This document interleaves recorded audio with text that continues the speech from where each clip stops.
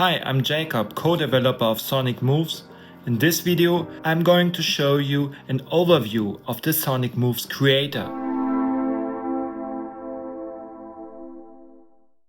Let's start the app. I'm currently using the iPad version for this video. Of course, everything is a bit smaller on the iPad than in the Mac version, but apart from the live video and video import functions, the iPad and the Mac versions are the same. And you can also use the creator on both devices with your Apple ID.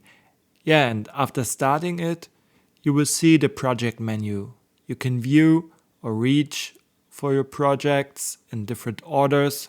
Here it is possible to import projects, for example, from someone else who has created a creator project or from another device. Here in the corner there is a small cogwheel. Here with the settings, I can generally enter my artist name. I have the option of sending feedback or joining our Discord.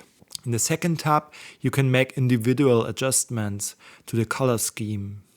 Now I create a new project by clicking here on New Project. And here you can see the Sonic Moves Creator interface. On the top left here, I can create a new project or close the project. You don't have to save your project manually. It's gonna be saved automatically. Right next to it, I have a song information. I can set a picture, title, a description that is visible to the public, project notes at the bottom that are only visible to me, and I can set categories and so on. Next to it, you see the tempo setting. And I can also enter a basic tagged. Next to it is the undo and redo function. And next to it is the test to player button. This is still grayed out because it will only be possible to test something once I've added a note, an instrument. I will show you both functions in another video. Here you can see a small figure. It shows the tracking points. Here you can later see the links between the sound and the body movements. Right next to it is the audio output. Here you can see a figure with 4 dots around it. This is a spatial mixer or so-called 3D audio, which you can only experience with the headphones. By pressing on this plus, the area enlarges and you see 4 different sources. These are like mixer channels and I can link them to notes. We use so-called binaural rendering for this. This means that the sound is rendered starting from your ears, so it feels like the sound is surrounding me. There's also a small reverb function to create an artificial space so that you can imagine that you are in a large hall or church, for example. Check it out, it's really fun, especially if your headphones support 3D audio. Directly below this is the main playback button, the main volume and the peak meter underneath. However, the playback is only one half, the other half is the tracking of the body movements. In this drop-down menu here, I can select the tracking source. For example, there's the option to select the camera, the front and back camera. There's the option to stream from the Sonic Moves player from an external device. Here we have a list of recordings that are integrated in the creator. We will continue to expand this list. An important feature is that I can also integrate videos to test the tracking. Here you can see me making a recording. More on this in a later video. These are all the menus that the creator has without adding any instrument or note. So the last button that is left is in the center of the creator to add a new note. If I click on it, there's a selection.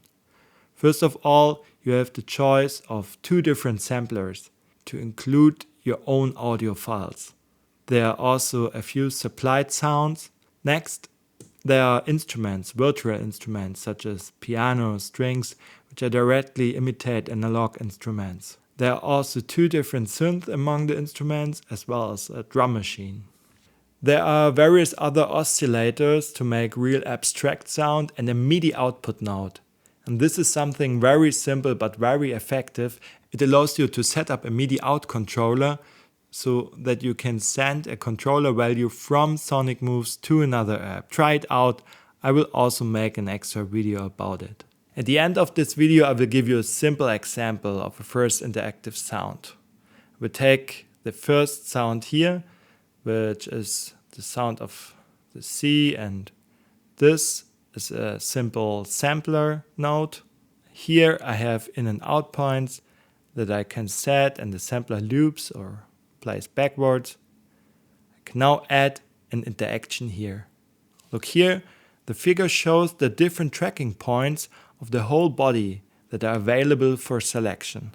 I'm not going to go into any details, but I can tap now here on the right hand and set it as an input. A menu appears that gives me various options. I now simply select the height of the hand. Now I select the start and the end of the height of the hand that controls the volume of my sampler. This is actually related to the body height. I can test it here by tapping on it and moving. At the same time, you can also see on the right here this area and understand what happens during tracking with the value between 0 and 1 or minimum and maximum.